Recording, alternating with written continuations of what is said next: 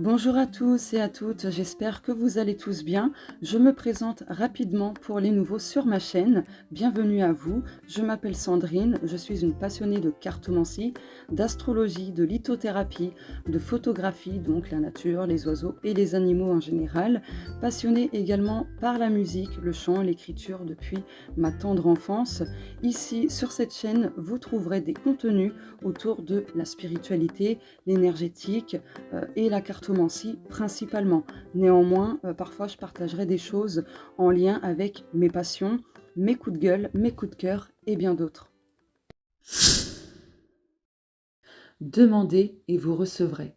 Croyez et vous attirerez. C'est le sujet du jour. Dans ce podcast, on va parler des croyances et de la loi de l'attraction. Alors, souvent, on alimente des croyances. Voilà, quelles qu'elles soient, et peu importe les domaines concernés, mais on a tous et toutes des croyances bien ancrées en nous. Certaines croyances nous tirent vers le haut et certaines croyances nous tirent vers le bas. Et donc, il y a un besoin en fait de lister toutes les croyances domaine par domaine que l'on a pour repérer toutes ces croyances qui nous tirent vers le bas justement, afin de les déconstruire et de les remplacer par quelque chose de beaucoup plus sain.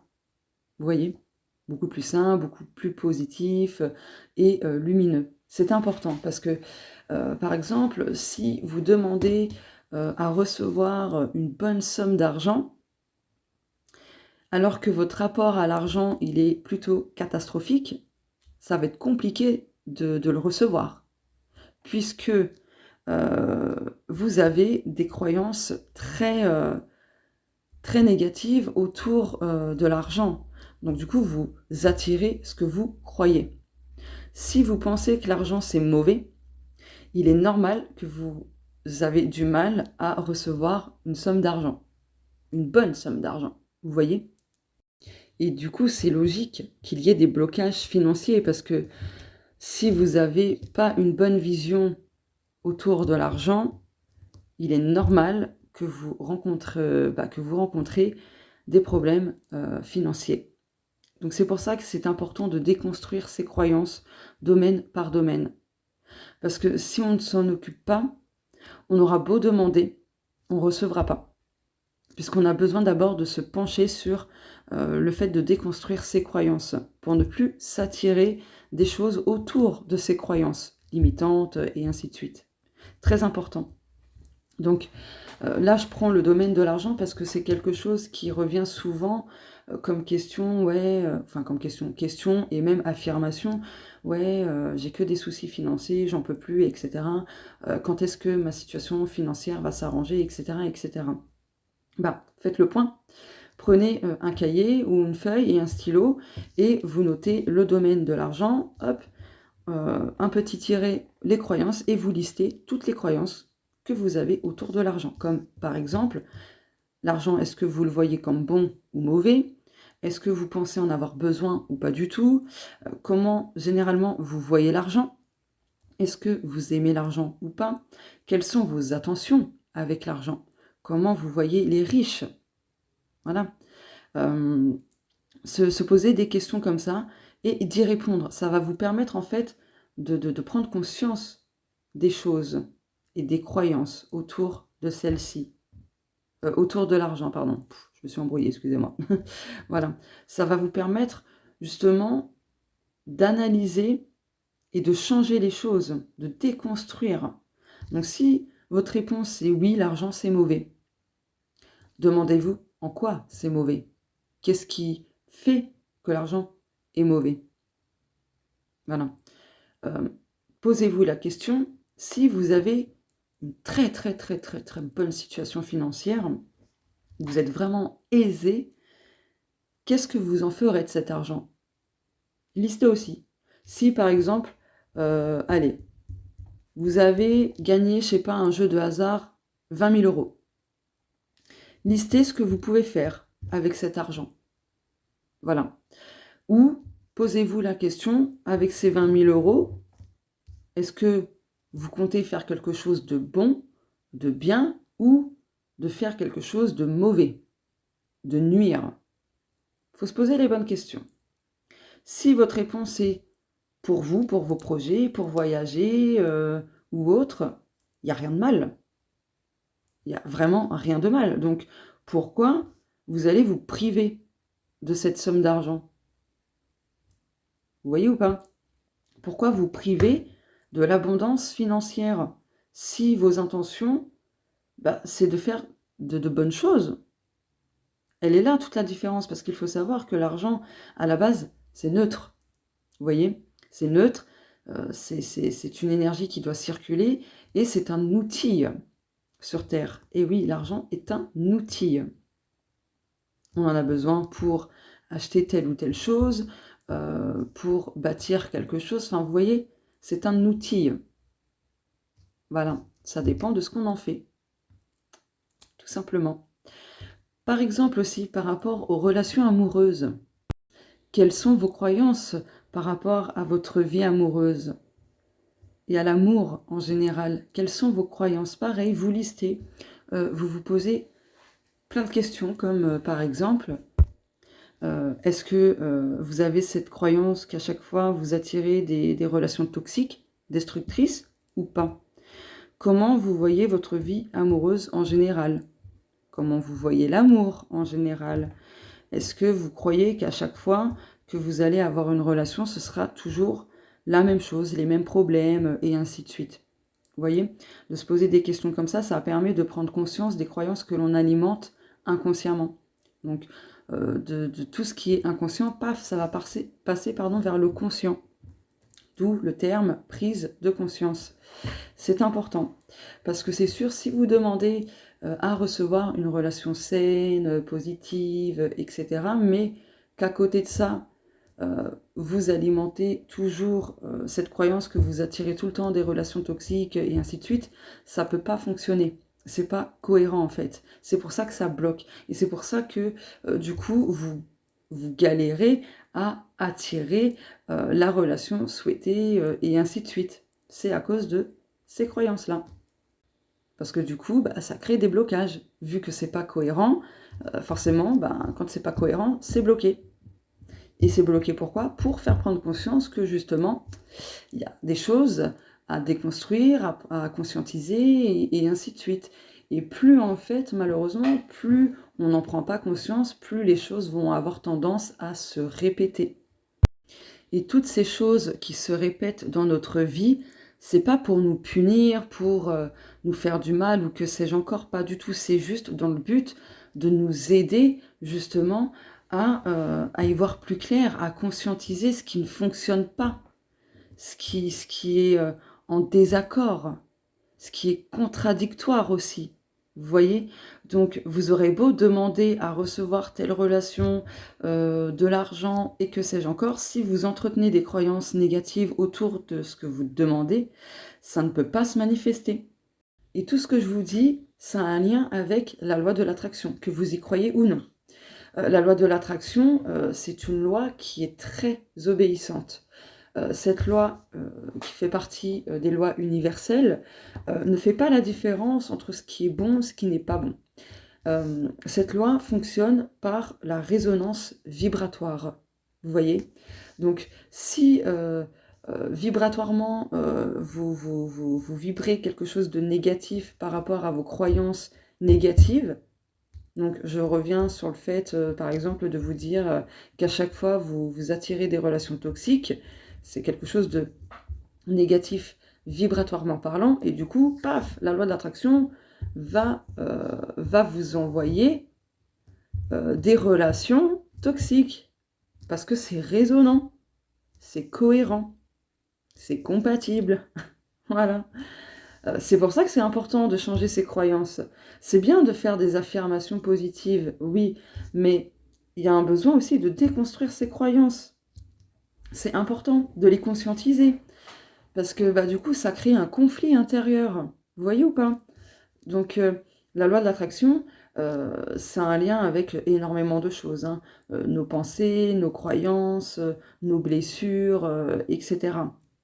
D'où l'importance de travailler sur soi, travailler sur ses blessures, son état d'esprit, ses croyances encore une fois, et ainsi de suite. C'est important parce que du coup, Si on ne travaille pas là-dessus, ben, on continuera d'attirer des choses auxquelles on croit, que ce soit inconsciemment ou pas, d'ailleurs. Donc, comme on dit, le négatif attire le négatif et le positif attire le positif. Ça, c'est réel. Voilà.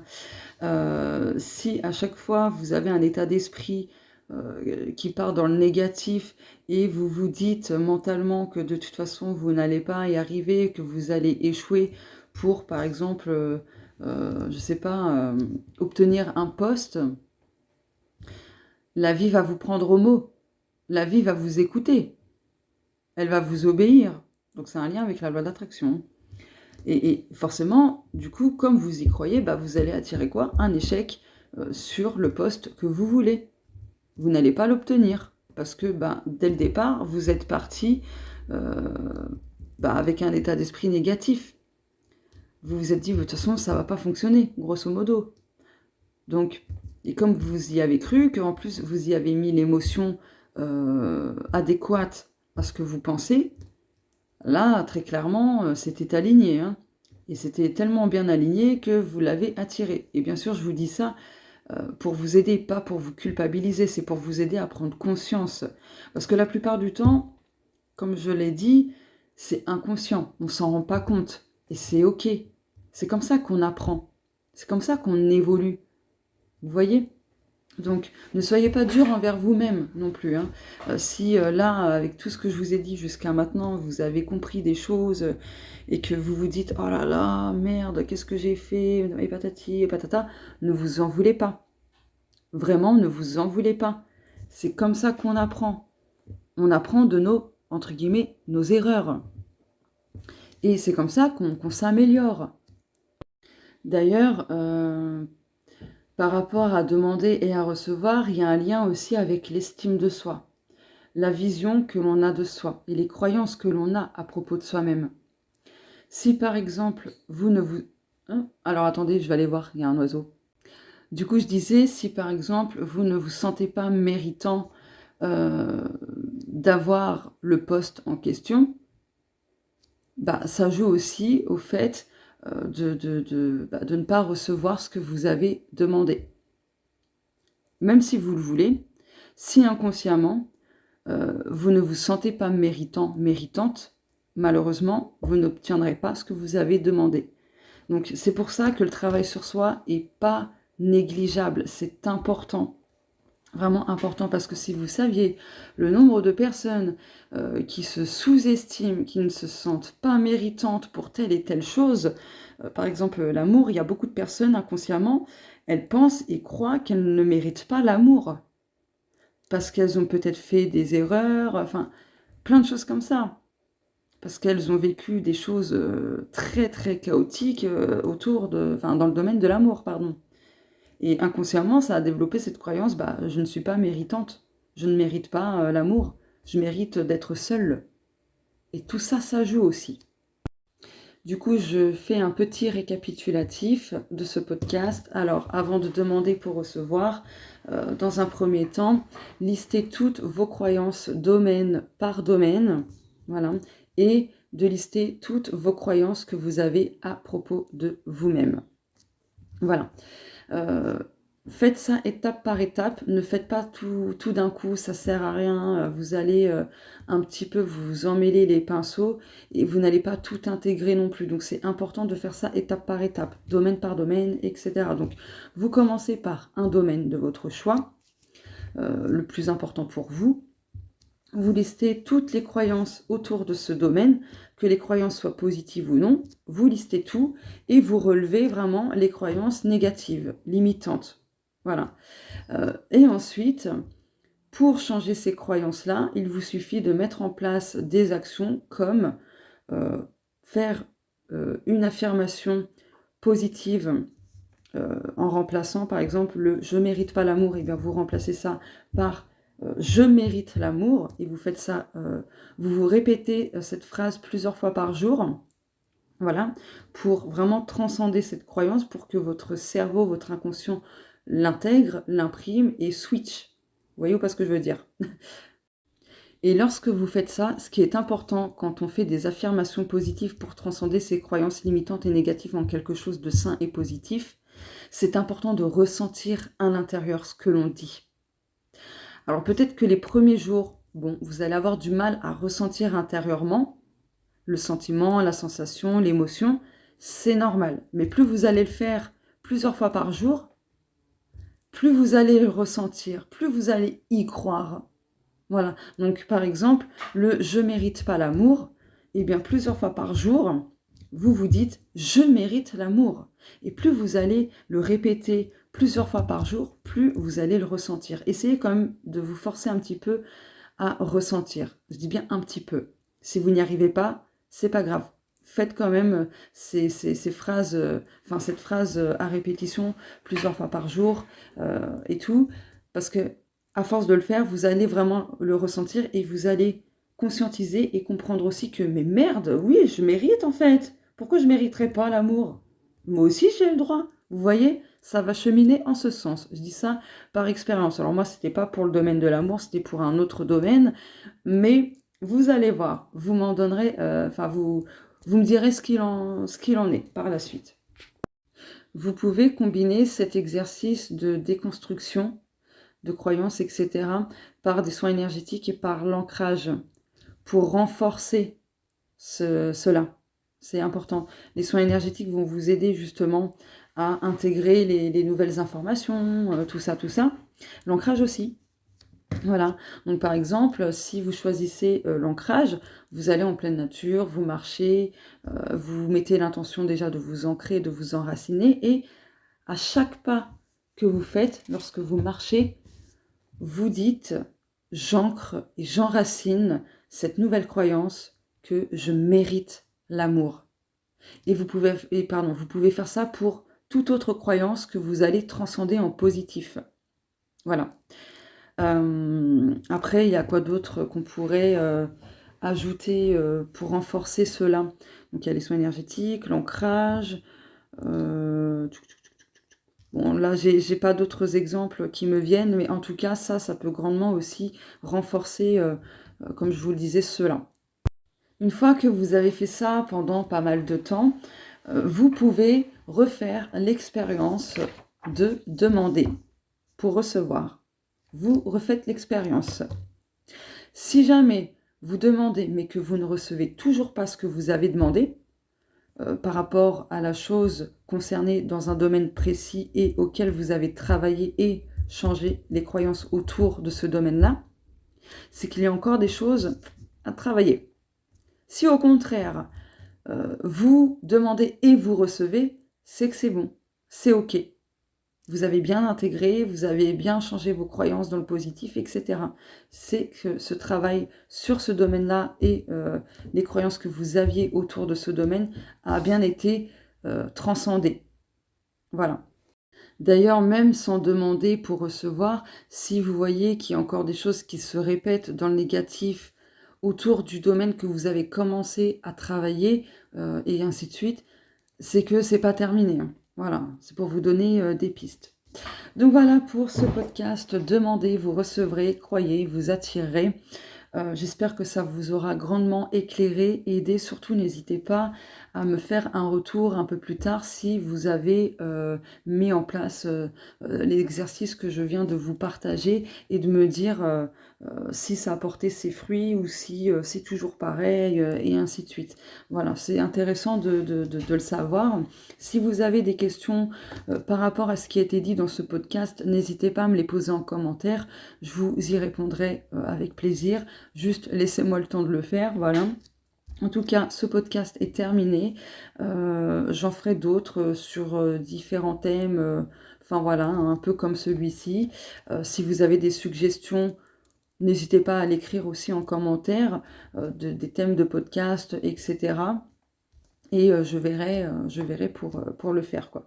Je vous fais de gros bisous et on se dit à très bientôt. Au revoir.